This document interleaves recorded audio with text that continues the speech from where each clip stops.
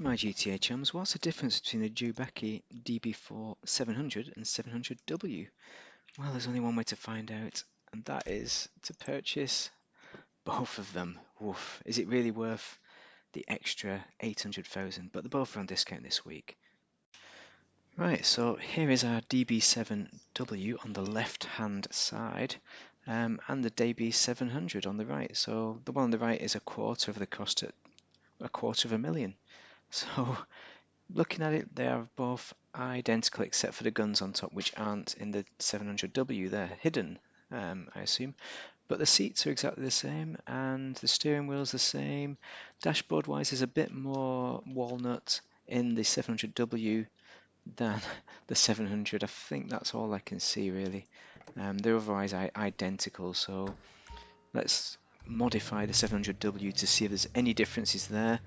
And the answer is there isn't any. I'm pretty sure. Well, there is something. I've done all the brakes and engine and all that. The main difference is the weapons. So secondary weapons. Where's my other weapons? We have some weapons. So secondary weapons, right? You have a spike mine or a slick mine. So obviously, if you drop a spike mine and your pursuer has puncture-proof tires, then they're going to be no good. So we're going to get a slick mine. I assume these are the same as the Tech slip mines, slippy oil mines. Suspension has been lowered, but I'll just show you what it comes at. There it is. I've just purchased this. I've already done all the other stuff, the good stuff on it. Transmission, turbo, weapons. Now this is where the guns are. So notice how they pop up, and that's the mounted machine gun. So now it looks exactly the same as the one that doesn't have guns, which makes no sense, does it? Tires, I'm going to keep them exactly the same. Tire smoke, maybe we'll go for a red tire smoke because that's what I feel Bond would have liked. And windows, we're going to keep them as they are. We could limo them out, for example. Maybe Bond would like that, but I'm not going to because I'm going to keep with a classic look. Primary colour, right? Metallic. We want to go for a dark colour, I think. Possibly dark? Or do we want white? Yeah, that's silver, isn't it? Now this is what the actual Bond machine was. I think it was pretty much that. Or bluish silver, maybe we can get away with that. One of those two. So we're going to go with the... Oh, rolled steel looks nice as well. Actually, can we get any metal colours? Oh, there we go. Brushed aluminium. Brushed black steel looks pretty good. I mean, that is the look, isn't it? Brushed black steel. I think that's it. Pearlescent we can't add because we've just done a steel one. Crew emblem goes on the bonnet, the same. I think that is it. It's done. Done is it. So let's have a quick look at the two and see which one you think is the best. You know, it's just about the steel look, really, isn't it? I've put a slightly better kind of paint, I think. I can't tell the difference. Oh, I need to do the registration plate as well, which won't be fun time. It won't be Bond because I can't seem to log into iFood. So let's test the two and see what it's like. First, we'll test the Bond car, I think. This is the JB700W. I've put the COP26 registration plate on for ease of identification. The sun's just coming up, so what we're going to do is drop a few mines. So you see that mine there? Press spacebar and you can drop a mine. You can drop a few. What happens is it's exactly the same as the Tech mines. Ooh, spacebar is handbrake as well.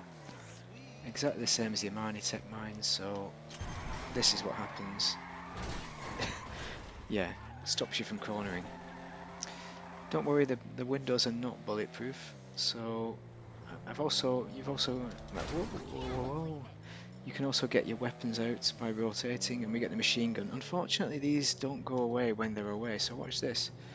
They're always out, which I think is a real shame. It would have been a nice touch if they only appear when you get them out.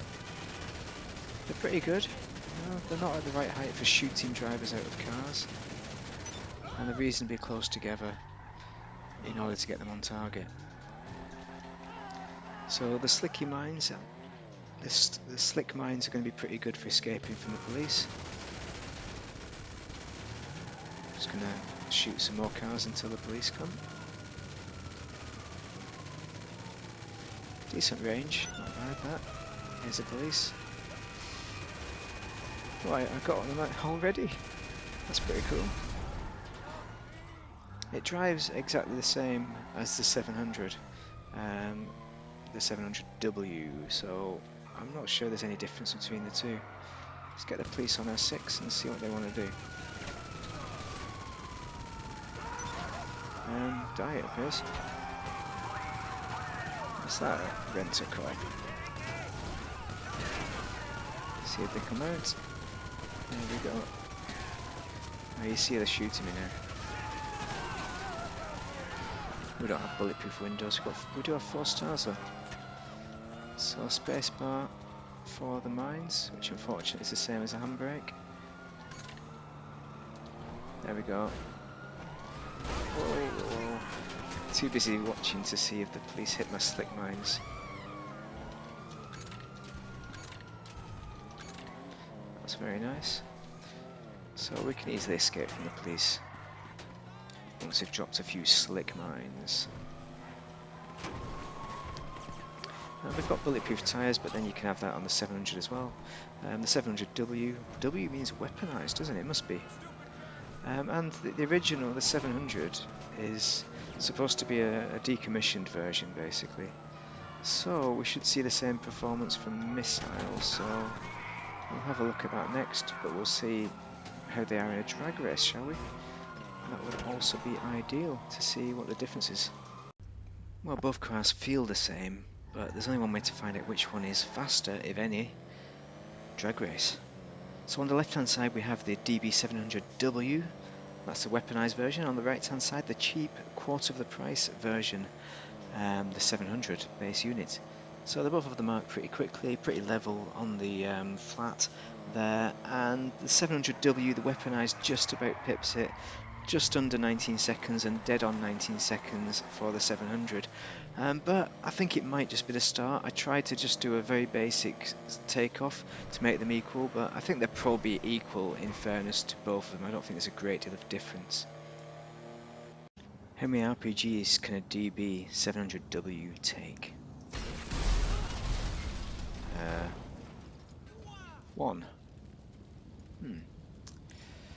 Never mind. So this is a DB700 standard, and that also takes 1 RPG. We should probably get out of here now before the police get us. Alright, so night is coming upon us, and that is the JB700W compared to its counterpart, just the 700. So I think you can agree they've got similar performance, similar kind of protection from weapons. The only difference is that one of them is weaponised, which is the 700W, and that might be your main reason for purchasing this, which really isn't enough, I don't think, to legitimise the price, with it being 4 times the price of the base unit 700, which has the no weapons. The kind of annoying bit is if you want just a standard DB5 without any weapons sticking out of the front, then you actually have to buy the 700W, the weaponised version, because that's the only one that you cannot put weapons on, because the 700 automatically has weapons on, even though those weapons do not work, they are decommissioned. So that is a bit annoying with Rockstar. I wish they'd have done it the other way around, where they just had the DB5 equivalent, but in Rockstar prices, maybe that would have made it more expensive if they had have done that. So is it worth it? That's the question. Well, if you want the Bond look, then I think you have to pay the money and get the one that costs 4 times the price, the 700W, for the that price, because it has the weapons, it has the mines, and the other one, it has the weapons, but you can see them, but they don't work, which is kind of frustrating. That's the Hollywood one, that's the real one. So, and the other thing is, as I've already said, you can put those weapons away to make a classic DB5 without the weapons sticking out stupidly. That could have been dealt with if Rockstar had made them go away when you don't have your weapons out, which is kind of annoying. But nevertheless, the main one to buy if you're a real fan of Bond is going to be, unfortunately, this one, which costs more money.